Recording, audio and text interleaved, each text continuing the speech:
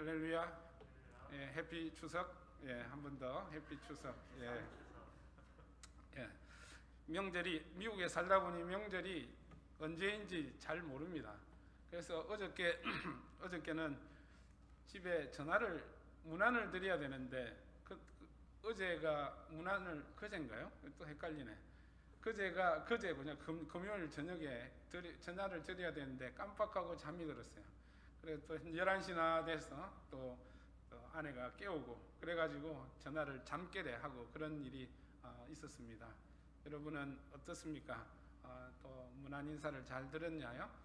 하여튼 우리가 신자로 살아갈 때 정말 소중한 것이 관계입니다. 그죠? 관계, 하나님과의 관계, 그리고 사람과의 관계가 참으로 소중합니다. 그런 관계를 놓치지 않기를 간절히 소망합니다. 자, 오늘 말씀은 5장의 말씀은 들어와서는 이제 바울이 그 분위기, 그 내용, 이야기하는 내용이 조금 달라집니다. 신학에서 어디로 바뀌냐면 신앙으로 바뀝니다. 그죠? 신학은 중요합니다. 신학이 우리의 신앙의 밑거름이 되기 때문에 그렇습니다. 그런데 사실은 신학은 지식이지만 신앙은 우리의 삶입니다. 예, 그래서 신학과 신앙은 굉장히 중요한 겁니다. 그래서 여러분들이 든든한 신학, 견실한 신학을 가지고 우리가 그 테두리 안에서 우리가 신앙을 하는 것이 하나님이 기뻐하시는 신앙입니다. 하나님은 질서의 하나님입니다. 우리가 무질서하게 아무렇게나 우리가 신앙생활하는 것은 하나님이 바라지 않습니다. 또 두 번째 바울이 이렇게 바뀌는 내용이 뭐냐면 이제는 이런 정명하고 논증하는 것, 논리적으로 이게 증명하고 신학적으로 증명하는 것에 대해서 어디로 바뀌냐면 권면으로 이렇게 바뀝니다. 우리의 신앙에 대한 권면, 어떻게 신앙해야 될 것인가 하는 부분을 이야기를 하고 있습니다. 하지만 여전히 그 중심 주제는 뭐냐면 하나님께 어렵다 하심을 받는 것에 대해서 계속해서 이야기를 하고 있습니다. 오늘 말씀도 우리가 여러분들이 읽어보았지만 할례와 그리스도를 믿는 믿음 두 가지를 통해서 의롭게 되는 길은 어느 것인가를 이야기하는 것이 오늘 본문의 내용입니다. 그죠? 그래서 이제 갈라디아 성도들에게 이야기하는 것이 뭐냐면 선택을 해라 라는 거죠. 어떻게 보면 선택을 해라는 것이 아니라 오늘 5장 1절에 나와 있는 것처럼 굳게 서서 지켜라 라고 이렇게 말씀합니다. 또 읽어 내려가면 7절의 말씀을 보면 지금까지 달려오지 않았느냐, 끝까지 그 길을 달려라 라고 이야기를 하고 있습니다. 그래서 사도 바울은 이런 권면을 말하고 있는 것이죠. 여러분, 복음이 가리키는 목표가 뭘까요? 첫 번째 목표는 오늘 5장 1절에 나와 있는 것처럼 자유입니다. 제가 여러분들에게 물어보겠습니다. 자유인이 되고 싶습니까? 노예가 되고 싶습니까?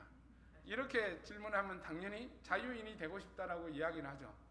이런 말이 있습니다. 사실은 정확하게 번역된 말은 아닌데 이런 말이 존 스튜어트 밀이라는 학자가 한 말이 있습니다. 어떤 말이 있냐면 배부른 돼지보다 배고픈 소크라테스가 되는 게 낫다. 이렇게 이야기를 합니다. 그것을 여러 가지로 해석을 하지만 저는 이렇게 봤습니다. 내가 자유가 억제되는 삶은 별로 그렇게 우리 인간들에게 좋지 않다라는 것으로 저는 받아들입니다. 억압을 받으면서도 배가 부르면 그것이 좋노라 하고 좋다라고 이야기하는 것보다도 자유롭지만 내가 배고프지만 자유로운 삶이 나에게는 더 좋다라는 그런 삶이라는 거죠. 복음이 가리키는 게 바로 그런 거예요. 복음의 목표, 오늘 5장 1절의 말씀이 그렇습니다. 그리스도께서 우리를 해방시켜 주셔서 자유를 누리게 하셨습니다 라고 이야기합니다. 그죠? 복음이 가리키는 것, 복음의 목표는 뭐냐면 자유입니다. 그죠? 근데 그 자유가 무슨 자유일까요? 지금 갈라디아 교회는 자유를 누리고 있다거든요. 현재 자유를 누리고 있다고 이야기합니다. 그 자유는 뭘까요? 그런데 뒤에 또 나와보면 다시는 종살이의 멍에를 매지 말라라고 이야기합니다. 그런데 종살이는 뭘까요? 사도 바울은 뭐를 이야기를 하고 싶을까요? 자유는 무엇입니까? 그리스도로 말미암아 우리가 받는 자유는 어떤 자유가 있죠? 갈라디아 교회는 사람들은 이방인이었습니다. 그들이 쫓아갔던 그런 신들은 이방신이고 이교도였습니다. 그죠? 그리고 그들의 지배되는 그 신들을 따라서 그 삶이 결정이 되었다라는 거죠. 그죠?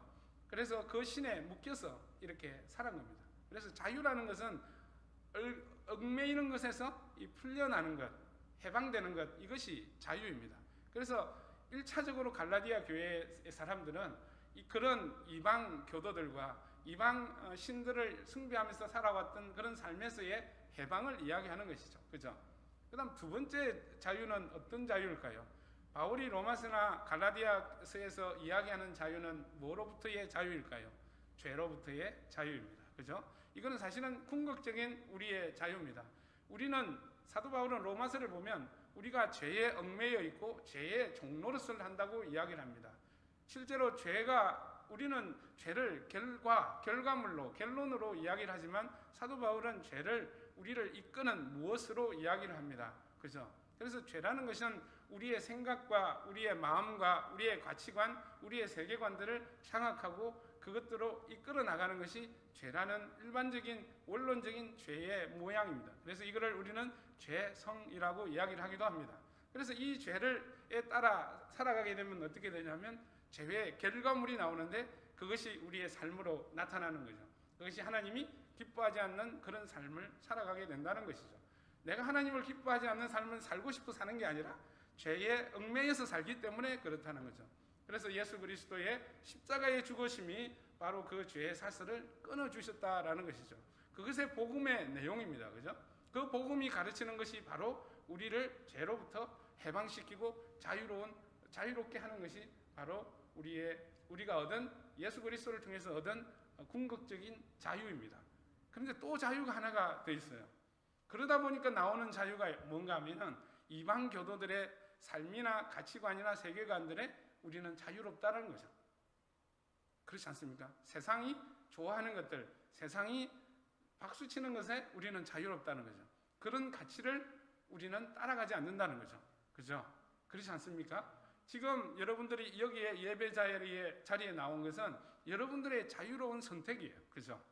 나는 세상에서 돈을 이 시간에 버는 것보다 나의 즐거움을, 육신적인 즐거움을 위해서 시간을 보내는 것보다 이것이 나에게는 훨씬 좋다, 가치 있다라고 생각하기 때문에 이 자리에 온 것입니다. 그죠? 그렇지 않고 억지로 온 사람들이 있나요? 그러지는 않겠죠. 그래서 우리는 그런 자유가 있다는 거죠. 그래서 사도 바울은 이 자유를 고린도전서에서 막 이야기를 합니다. 세상 사람들이 보니까 이방 신전에 나온 고기들이 막 있는 거예요. 그러니까 이거는 먹어야 되냐 말아야 되냐 막 설전이 벌어진 거예요. 먹어도 되고 안 먹어도 되고. 그것은 우리의 자유이지만 누구를 보고 결정하라고 이야기합니까?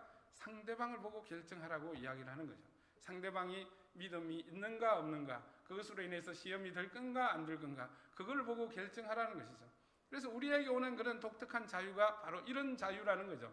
세상의 가치에 휩쓸리지 않고 물들지 않고 하나님이 기뻐하시는 것을 기준으로 판단하는, 자유스럽게 우리가 선택하는 이런 선택의 자유가 우리에게는 있게 된다는 것이죠. 그죠? 오늘 본문의 밑에서 읽어보면 어떤 얘기입니까?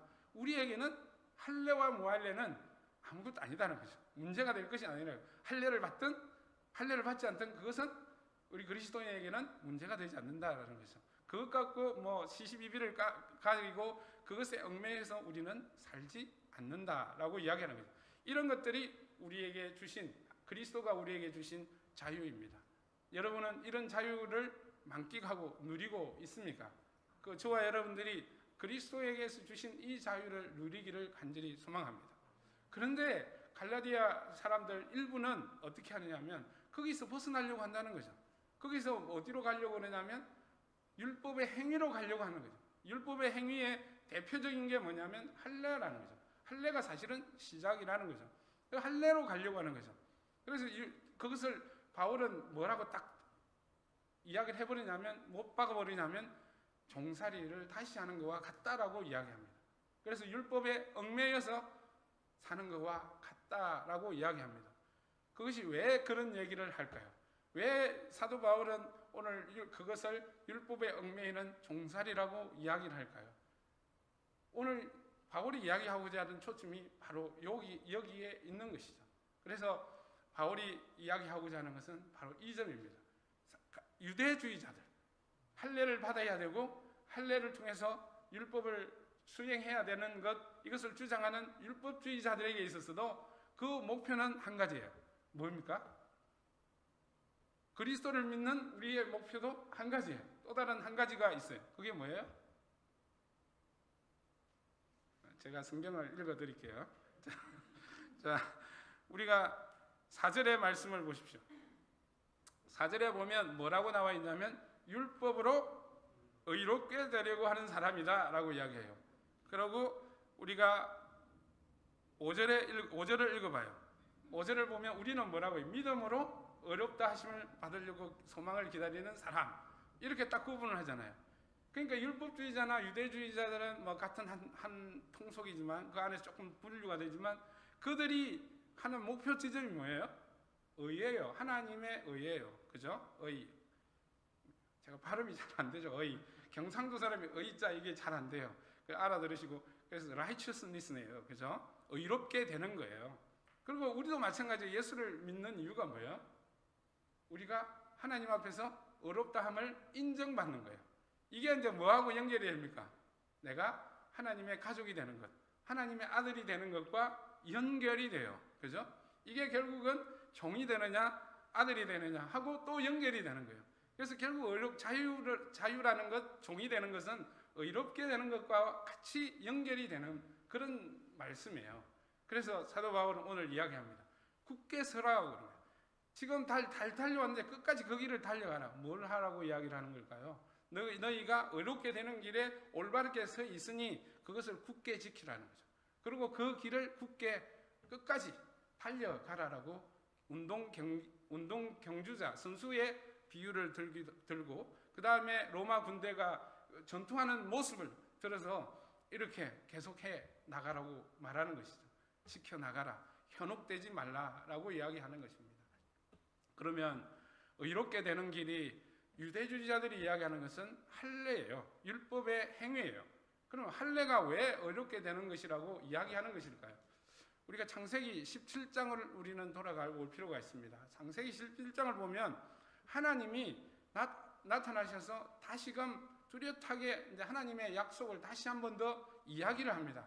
근데 하나님의 약속을 이야기할 때 뭘 이야기를 하냐면 하나님께서 니한테 요구할 것이 있다라고 이야기합니다.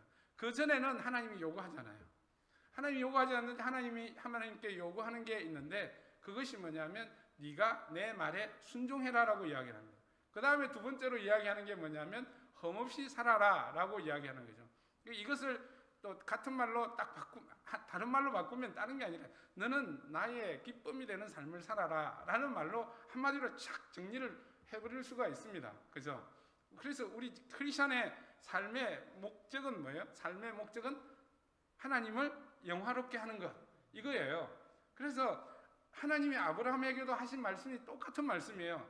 너는 나의 영광이 되고 나의 기쁨이 되어라라는 거죠. 그것이 바로 아브라함을 약속할 때 내가 네한테 요구하는 것이다 라고 이야기를 합니다. 그리고 하나 더 이야기하는 게 바로 할례입니다. 근데 할례를 그 성경에는 언약이라고 이야기했다가 언약의 징표라고 이야기를 합니다. 그것은 뭐냐면 이런 거예요. 내가 하는 이 말을 네가 순종할 거냐라는 것을 결정하라는 거죠. 그것의 표가 뭐냐면 할례로 맹세하라는 거죠. 그러니까 결국은 할례라는 것은 언약 그 자체라기보다는 하나님과 언약을 맺는데 내가 하나님의 약속을 내가 받아들이겠습니다 하는 그 징표로 내가 계약서에 사인하는 것과 같은 거라는 거죠. 그것은 결국 언약은 아니에요. 근데 나중에 유대주의자들과 율법주의자들이 어떻게 바뀌어 나갔냐? 우리가 할례를 받아야 유대인이 되고 그것이 결국 하나님의 백성이 된다는 걸로 바뀌어버린 거예요. 그죠? 하나님은 하나님의 자녀가 되는 것, 아브라함이 하나님의 자녀가 되는 것은 다른 것으로 되는 것이 아니라 믿음으로 되는 거죠. 뭘 믿는 거죠? 하나님의 약속을 믿음으로 믿는 것이 바로 하나님의 자녀가 되는, 의가 되는 그런 조건이 되었는데 할례 그 자체, 육체적인 그 행위가 율법의 행위가 하나님의 자녀가 된다라고 못을 박아버린 것이죠. 이게 이제 사단이 되기 시작한 거죠. 그러니 그들의 주장은 뭐가 될까요? 당연히 하나님의 백성이 되는 것은 할례를 받는 길이다, 유대인이 되는 길이다 라고 분명하게 이야기를 하게 되는 것이죠. 그래서 모세의 율법에 순종해야 된다는 거죠. 하나님의 말씀인 이 모세의 율법에 순종해야 된다라는 것이 그 다음에 따라 나오게 되는 것이죠. 그것이 바울이 지금 이야기하고 싶은 내용이에요. 그래서 바울은 뭐라고 이야기하냐면 할례에 대해서 이거를 3단 논법 내지는 점진법으로 이렇게 이야기를 해나갑니다. 할례가 무엇인가에 대해서. 자, 제가 읽겠습니다. 2절의 말씀을 보면 이렇습니다.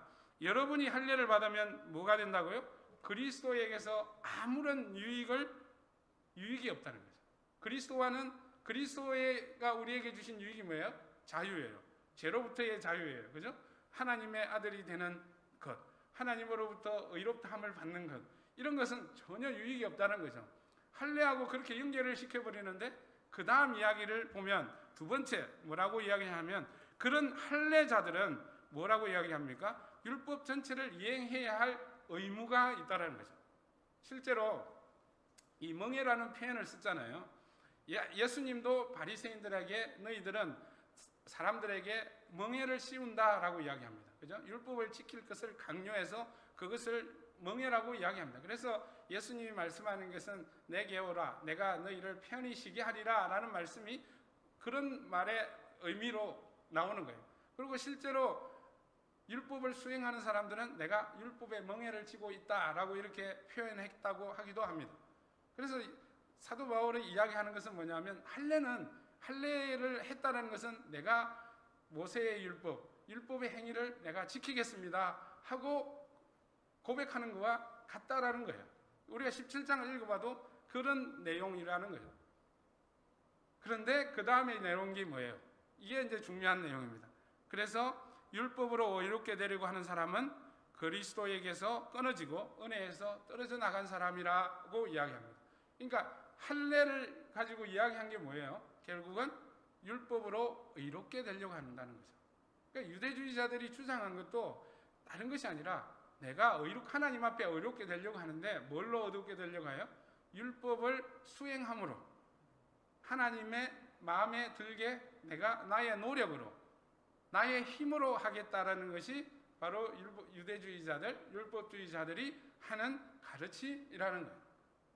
그래서 사도 바울은 이것을 종살이의 멍에라고 이야기하는 거죠. 그래서 결론적으로 이야기하는 것이 뭐냐? 뭘 이야기합니까? 하나님의 은혜에서 끊어진 사람이라고 이야기를 합니다. 우리가 이제 이 말씀을 잘 알아들어야 될 것은 뭐냐면 사도 바울은 실제로 오늘 본문에도 나온 것처럼 할례를 받지 않느냐는 별 문제가 되지 않는다. 하나님 나라에 하나님의 의를 받는데 별 문제가 되지 않는다라고 이야기하고 실제로 그는 디도에게는 뭐라고 이야기해요? 디도에게는 할례를 받지 않게 합니다. 그런데 디모데에게는 할례를 받게 해요. 그러면 이 말과 사도 바울의 행동은 서로 이율배반적인가요? 서로 맞지 않는 말인가요? 그런 의미가 아니고 오늘 이 말의 의미는 뭐냐면 할례를 왜 받느냐? 지금 갈라디아 교회에서 할례를 받으려고 하는 사람은 뭐 때문에 받으려고 할까요? 하나님으로부터 의롭다함을 받기 위해서 받는 거예요. 근본이 다르죠. 그죠? 사도 바울이 할례와 무할례가 별 문제가 되지 않는다라고 이야기한 것은 그것은 하나님의 의하고 상관이 없다라는 거예요. 그리고 내가 디모데에게 할례를 주는 것은 왜 준 거예요? 디모데가 유대인의 음행에 피를 가고 있어 그로 하여금 유대인에게 복음을 전하게 하기 위해서 그렇게 했다라는 거예요. 그죠? 그러니까 아무것도 아니다라는 거죠. 우리에게는 자유롭다라는 거죠. 근데 이 사람들은 뭐예요? 할례를 받는 것이 내가 하나님 앞에 의롭다함을 인정받는 길이 바로 할례라는 거예요. 이해가 되시죠? 예, 이 할례라는 거예요. 할례가 하나님의 의롭다함을 받는 길이라고 인정하는 사람들이에요. 그러니까 그리스도는 자기에게는 아무런 관계가 없는 거예요. 그죠? 그리스도를 믿는 것은 아무런 관계가 없는 거예요. 사도 바울이 지금 이야기하고자 하는 건 바로 이런 부분이에요. 그래서 할례를 받는다고 하면 너희는 하나님의 의에 도달할 수 없다라고 이야기하는 거예요. 그리고 우리가 성경을 우리가 보면, 성경은 우리 이스라엘의 역사의 성경을 보면 어떻습니까?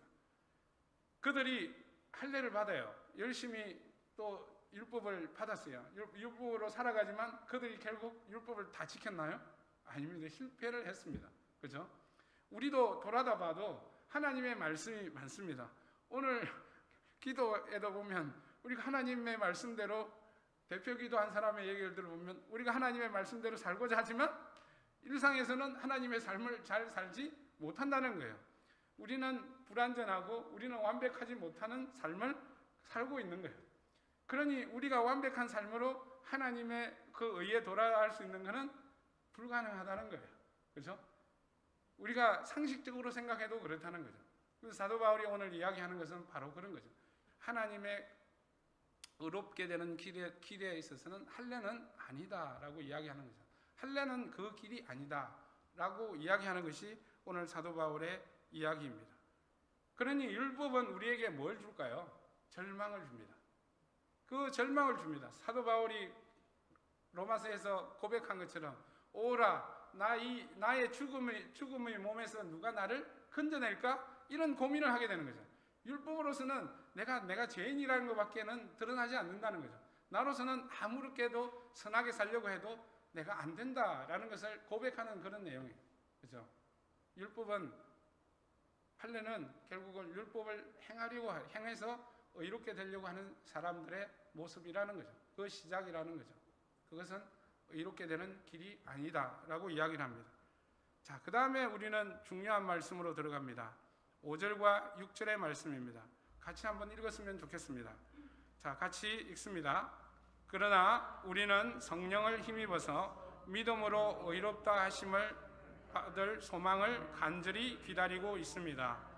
그리스도 예수 안에서는 할례를 받거나 안 받는 것이 문제가 되는 것이 아닙니다. 가장 중요한 것은 믿음의 사랑을 통하여 일하는 것입니다. 라는 것이. 자, 그러면 우리가 왜 예수를 믿느냐? 이것이 의롭게 되는 길이라고 이야기합니다. 그것이 어떻게 작동을 하느냐를 사도 바울은 설명을 하고 있습니다. 어떻게 의에 이르는가? 율법주의자들은 할례와 율법의 행위를 통해서 이루어진다라고 이야기를 하고요. 그리스도의 복음은 뭘 이야기하냐면 예수 그리스도를 믿음으로 우리는 하나님께로부터 의롭다 하심을 받는다라고 이야기합니다. 똑같이 의에 도달하는 것이 목표 지점이지만 그 차이점은 분명하게 다릅니다. 오늘 본문의 말씀에서 4절에 보면 율법으로 어렵게 되려고 한다는 거죠. 우리가 우리의 스스로의 노력으로 되려고 하는 것과 그 다음에 2절에 보면 어렵다 하심을 받을 소망을 간절히 기다린다고 한다는 거죠. 그래서 이것이 뭔 차이입니까? 우리는 그 소망을 기다리는 사람이라고 하는 거죠. 믿으면, 내가 예수 그리스도를 믿으면 하나님이 최후의 판결날에, 하나님이 최후의 심판날에 우리로 하여금 손들어주고 네가 옳다, 너는 의롭다 라고 인정해주는 그것을 우리는 기다리고 있는 사람이다 라고 있는 거죠. 그것의 차이는 뭘까요? 그것을 소망으로 이야기를 하고 있습니다. 그죠? 어릴 적 여기에 있는 청년들은 잘 모르겠지만 한국에 어릴 때 여러분 학교 다닐 때, 초등학교 다닐 때 제일 기다리던 게 뭡니까? 기다리는 날. 방학. 예. 아이고, 제가 그걸 생각 못했네. 방학이 제일 기다리는구나. 그거 학기 중에 기다리는 게 뭐예요? 운동회. 예, 운동회하고 소풍이에요. 그죠? 운동회와 소풍을 우리는 기다려요. 봄에는 소풍 가고 가을에는 운동회하고 막 그랬습니다. 그리고 그 날짜를 딱 정해놔요. 그죠? 그러면 우리 막 기다립니다. 그 기다리는 것이 오늘 여기서 이야기하는 소망이에요. 그죠? 분명히 하기로 되어 있다는 거죠. 그죠? 변덕스런 교장 선생님이 아닌 이상은 그 날은 오게 되어 있다는 거죠. 그죠? 그래서 소망이라는 게 바로 이런 거예요. 소망은 되기로 되어 있는 것, 확정되어 있는 것을 우리가 기다리는 것, 이게 소망이에요. 그죠? 율법주의자들은 뭘 기다려요? 내가 막 노력해서 이게 될지 안 될지 모르는 거야. 하나님의 의의 기준에 될지 안 될지 노심초사 몸으로 뛰고 고생하고 그런 거예요. 그 차이가 있는 거죠. 우리의 소망은 뭐예요? 될 것을 믿는 거예요. 하나님은 신실하신 분이기 때문에 운동회는 반드시 고약한 우리 고장 선생님 아니면 그날에 난다는 거죠. 근데 문제는 있습니다. 소풍 때, 피크닉 때 정해놨는데 망치는 경우가 어떤 때 망칩니까? 비가 와서. 그래서 우리는 일주일 전부터 막 간절히 소원합니다. 뭘 소원합니까? 비 좀 안 오게, 하늘을 바라보며 비 좀 안 오게 합니다. 그죠? 이거는 여기서 말하는 소망이 아니에요. 우리의 바람이에요. 그거는 올지 안 올지는 한 분 소관이에요. 그죠? 우리의 하고는 상관없어요. 우리의 힘으로는 될 수가 없는 거예요. 그죠? 그리고 그리스도인들이 기다리는 의롭다 하심을 기다리는 소망은 확실한 거라는 거죠. 그죠? 그래서 우리의 그것이 그 소망이 어디에서 나오는 거예요? 믿음에서 나오는 거예요. 그리스도를 믿으면 하나님께서 의롭다고 해 주신다. 오늘 본문에서는 우리는 예수님을 믿으면 우리는 의롭다고 칭함을 받는다. 현재적으로 우리는 알고 믿고 있잖아요. 그죠? 근데 오늘은 미래적으로 표현합니다. 그것은 언제 이루어질까요? 완전히 판결이 나느냐? 최후의 심판 때에 판결이 난다는 거죠. 주님이 다시 올 때 판결이 난다는 거죠. 그런데 우리는 지금 어떻게 믿고 있어요? 예수 그리스도를 믿으면 우리는 하나님의 자녀야 라고 믿는 거예요. 믿는 것은 그때의 소망을 지금 가져와서 믿는 거예요. 왜 믿어요? 왜 믿어질까요? 하나님은 신실하신 분이니까, 하나님은 약속하셨으니까 그것은 반드시 이루어질 거야. 그래서 지금 현재 우리는 소망하는 거예요. 그게 또 믿음이 작동하는 거예요. 믿음으로 소망하는 거예요. 그죠? 하나님의 신실함을 믿음으로 우리는 소망해요. 그래서 소망은 믿음으로 시작되지만 또 믿음으로 우리는 소망을 해요. 이것이 바로 사도 바울이 지금 이야기하는 것입니다. 그 다음에 이야기하는 게 있습니다. 그 다음에 6절에서 이야기하는 게 굉장히 중요한 건데, 가장 중요한 것은 믿음이 사랑을 통하여 일하는 것입니다 라고 이야기합니다. 한글 번역이 굉장히 어려워요. 이게 무슨 얘기인지, 믿음이 사랑을 통해서 이야기한다는 거죠. 무슨 말인지 잘 모르요. 자, 그러면 우리는 현재를 살아가요. 그죠? 우리는 현재를 살아갑니다. 그러니까 소망은 미래의 것이에요. 근데 그것을 바라보면서 현재를 살아가요. 그러면 우리는 현재 미래의 소망이 주어져 있으니 우리는 아무렇게나 살아도 되는 걸까요?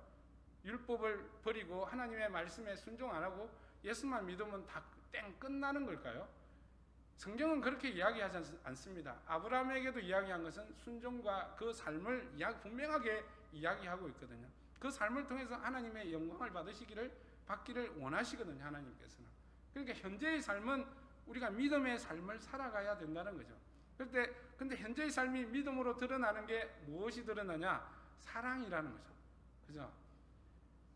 믿음의 생활의 열매가 뭐냐? 사랑이라는 거예요. 이것을 사도 바울은 지금 하고 있는 것이죠. 놀랍죠? 사도 바울은 오늘 지금 본문에서 믿음, 소망, 사랑을 같이 이야기를 하고 있습니다. 믿음으로 우리는 의롭게 된다고 믿는다는 거죠. 그 믿음은 앞으로 올 소망에 대한 믿음이라는 거죠. 확신이라는 거죠. 그렇지만 그 믿음을 갖고 소망을 갖고 살아갈 때 현재 그 믿음이 나타나는 것이 어디로 나타나냐? 무엇으로 나타나냐? 사랑으로 나타난다는 거죠. 그래서 성경이 말하면, 율법이 말하는 것을 한 줄로 이야기하면 뭐예요? 하나님 사랑과 이웃 사랑이에요. 사실은 사랑의 모든 것이 표현되는 것이 이웃 사랑입니다. 그죠? 성경은, 하나님은 그것을 이야기하고자 하는 것이죠. 그래서 우리를 의로 이끄는데, 그 의로 이끌 때 믿음이 나타나는 것이 뭐냐면 사랑이 나타나는 거예요. 그 사랑의 열매가 나타나는데, 이 사랑의 열매가 하나님이 기뻐하시는 열매라는 거예요. 그죠? 그래서 이 열매 때문에 하나님이 이 열매를 보시고 우리로 하여금 의롭다 하시는 겁니다. 그죠? 이해가 되시나요?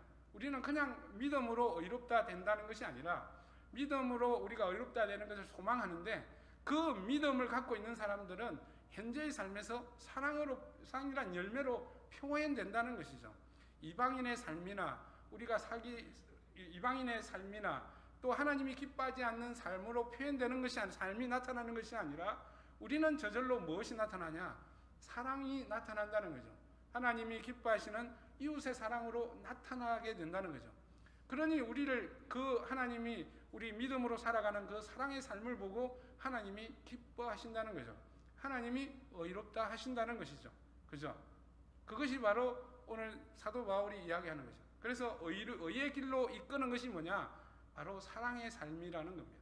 믿음에서 발현되는 사랑의 삶이 우리로 하여금 의롭게 된다는 것입니다. 그래서 절대 여러분 그냥 예수 믿으면 땡이다, 끝이다, 그래서 난 아무렇게 살아도 괜찮다, 그렇게 우리는 생각해서는 곤란하다는 것이죠. 믿음은 믿음을 우리가 가지고 있으면 발현되는 게 있는데 그것이 하나가 뭐냐면 소망을 기다리는 것과 사랑의 열매가 나타나는 것이라는 거죠. 그래서 데살로니가 전서를 보면 정확하게 표현하는 게 있습니다. 너희들을 데살로니가 교회를 칭찬했잖아요. 칭찬하면서 세 가지를 가지고 칭찬을 해요. 첫 번째는 믿음의 역사를 이야기합니다. 믿음으로 말미암아 저들이 어떻게 됐어요? 예수 그리스도를 믿는 역사가 일어났어요. 그죠? 그 다음에 이야기한 게 사랑의 수고를 이야기해요. 그래서 믿음을 가지고 있으니까 그들이 막 이웃을 사랑하고 선교지를 사랑하고 어려운 사람들을 돕고 사랑하는 그런 사랑이 표현된 거예요. 그 현재적으로 통해. 그런데 그들은 그런 삶을 살면서 소망의 인내를 가지고 있다는 거예요. 인내로 소망하고 있다. 의롭다 하심을 기다리고 있다라고 그렇게 사도 바울은 데살로니가 교회를 칭찬하고 있는 거죠. 그죠?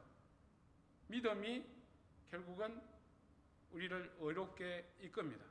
믿음이 소망을 갖고 그 의롭다 하심을 기다리게 하고요. 믿음이 우리로 하여금 사랑의 열매를 맺게 해서 하나님을 기쁘게 하는 그런 의롭고 거룩한 삶으로 인도한다는 거죠. 물론 그것이 완벽하다는 것은 아닙니다. 그죠? 그런데 이것만으로 되는 것이 아니에요. 사도 바울은 여기서 이제 드디어 강조하는 게 있습니다. 우리가 다시 5절의 말씀을 보면 우리는 뭘 힘입어요?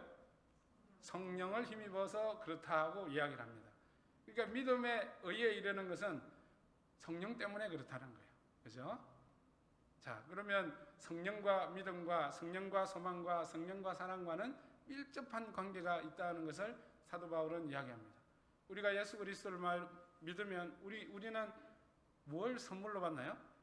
성령을 선물로 받습니다. 그죠? 저와 여러분들은 성령이 여러분 안에 있는 줄 믿습니다. 그죠? 그러면 그 성령이 우리를 어디로 인도할까요? 진리 가운데로 인도하신다는 거죠. 하나님의 말씀이 생각나게 한다는 거죠. 그래서 하나님이 기뻐하시는 것이 무엇인지, 하나님이 슬퍼하시는 것이 무엇인지를 성령 하나님께서는 우리에게 가르쳐 준다는 거죠. 그래서 때로는 근심으로 우리의 양심을 두드리고 탄식으로 성령님은 탄식으로 우리에게 다가오신다는 거죠. 그러니까 성령으로 말미암아 우리는 어떤 삶을 살까요? 믿음의 그리스도를 믿는 믿음으로 살아가게 된다는 거죠. 성령 하나님께서 우리로 하여금 하나님이 기뻐하시는 삶으로 우리를 인도하신다라는 것을 말하고 싶은 거예요. 그래서 우리가 의의 길로 인도하는 것은 믿음으로 받는 성령으로 말미암음이라는 거죠. 성령이 우리로 하여금 인내로 소망하게 하고 성령으로 하여금 성령 하나님께서 우리로 하여금 사랑의 열매를 맺게 한다는 거죠. 다음 시간에 우리가 같이 보겠지만 사도 바울이 갈라디아서에서 성령의 열매를 이야기한 것이 그냥 이야기한 게 아니라는 거죠. 성령이 우리의 삶을 이끌고 의의 목적지, 하나님이 의롭다 하실 거라는 그 목적지까지 우리를 인도하시는 그런 하나님임을 우리가 알기를 간절히 소망합니다. 정리합니다. 여러분, 오늘 본문을 보면 의에 이르는 길은 무엇이 있을까요? 바로 믿음입니다. 그리스도를 믿는 믿음입니다. 왜 그럴까요? 그리스도를 믿으면 하나님께서 우리에게 성령을 주시기 때문에 그렇다는 것이죠. 그래서 성령이 우리 가운데 작동하여서 우리로 하여금 하나님이 기뻐하시는 일을 저절로 하게 만든다라는 것이죠. 우리의 힘이나 우리의 노력이나 우리의 육체의 시술을 통해서 육체의 모양을 바꾸어서 우리가 하나님의 자녀 하나님으로부터 의롭다함을 입는 게 아니라 우리 가운데 성령이 우리 가운데 임해서 그 성령으로 말미암아 우리를 의의 목적지까지 의의 소망에 이르게 우리를 인도한다는 사실을 우리가 잊어서는 안 될 줄 믿습니다. 그래서 저와 여러분들은 믿음으로 의롭다 하심을 받을 소망에 대하여 여러분들이 확신하는 저와 여러분들이 되시기를 원합니다. 물론 그것도 성령님이 하실 줄 믿습니다만 저와 여러분들은 이 약속에 대해서 약속의 소망에 대해서 흔들림 없는 그런 신앙인이 되기를 간절히 소망합니다. 또 우리에게 필요한 것이 뭐냐? 그러므로 우리는 성령의 인도하심에 민감해야 된다는 것이죠. 그래서 성령의 인도하심에 순종하는 저와 여러분들이 되시길 간절히 소망합니다. 성령이 여러분들의 양심을 두들겨서 이거 아니다 라고 했을 때는 놓는 일이 일어나기를 간절히 소망합니다. 성령님이 이거 해라고 했을 때 여러분들이 지체 말고 하는, 실제로 해나가는 일이 저와 여러분들이 되기를 원합니다. 성령 하나님께서는 우리가 민감하면 하나님이 무엇이 좋아하시고 기뻐하시는지를 분명히 여러분들에게 알려줄 것입니다. 그 일을 하시면 될 줄 믿습니다. 그러니까 우리의 신앙은 성령의 인도하심에 순종하는 것이라는 거죠. 그래서 사도 바울은 에베소서에서 뭐라고 이야기하느냐면 술 취하지 말라. 술 취하면 어떻게 돼요? 술 기운에 막 쫓아다니잖아요. 우리에게 성령의 충만함을 받으라라고 이야기합니다. 그 성령의 충만함이란 다른 것이 아니라 성령의 인도하심을 받는다는 것이죠. 내 뜻과 내 생각이 아니라 성령의 인도하심을 따라 우리가 살아나가는 것이 바로 성령의 충만함입니다. 왜 우리가 하나님 말씀에 순종이 안 되느냐? 바로 이 성령의 충만함 때문에 그렇습니다. 성령의 충만함이 이루어지지 않다면 저와 여러분들은 여러분들의 생각대로, 여러분의 뜻대로 살아가게 됩니다. 또 의롭게 되는 길이 할례를 받는 것과 같은 육체적인 노력이나 우리의 공로와 우리의 모습으로 되는 것으로 우리가 착각하기 쉽다라는 것이죠. 저와 여러분, 믿음으로 말미암아 저와 여러분들은 성령을 받았습니다. 이제 우리가 성령 받은 우리에게 필요한 것은 성령의 충만함을 받는 일이 저와 여러분들에게 있기를 간절히 소망합니다. 그래서 데살로니가 교회에 사도 바울이 칭찬한 것처럼 저와 여러분, 우리 교회가, 우리 공동체가 그렇게 되기를 간절히 소망합니다. 믿음의 역사로 말미암아 우리가 예수 그리스도를 믿는 공동체이고요. 또 저와 여러분들이 주님이 오시는 그날까지 사랑의 수고로 성령이 주시는 사랑의 열매를 맺는 교회가 되기를 원하고요. 그리고 우리가 주님의 그 어렵다 하심을 입을 그날을 소망하며 지금 인내해 나가는 그런 저와 여러분들이 되시길 간절히 소망합니다. 기도하겠습니다. 할렐루야. 사랑이 많으신 하나님 아버지, 참으로 감사를 드립니다. 아버지 하나님, 하나님께서는 예수 그리스도를 우리에게 주시고 우리로 예수 그리스도를 믿게 하셔서 우리로 하나님의 자녀가 되고 하나님 앞으로부터 의롭다 하심을 받게 하는 귀한 하나님의 백성입니다. 주님, 오늘 말씀처럼 아버지 하나님, 우리가 그 소망을 받는 것이 우리의 힘으로 되는 것이 아니라 오직 성령의 힘입어서 믿음으로 되는 줄 우리가 오늘 깨닫습니다. 우리 공동체 아버지 하나님, 성령의 충만함을 받게 하여 주시옵시고 저들이 아버지 하나님 어떤 삶 가운데 있다 할지라도 성령의 인도하심을 받아 아버지 하나님 살아가는 그런 귀한 은혜의 성도들이 되게 도와주시옵소서. 감사를 드리며 살아계신 우리 주 예수 그리스도 이름으로 기도드립니다. 아멘.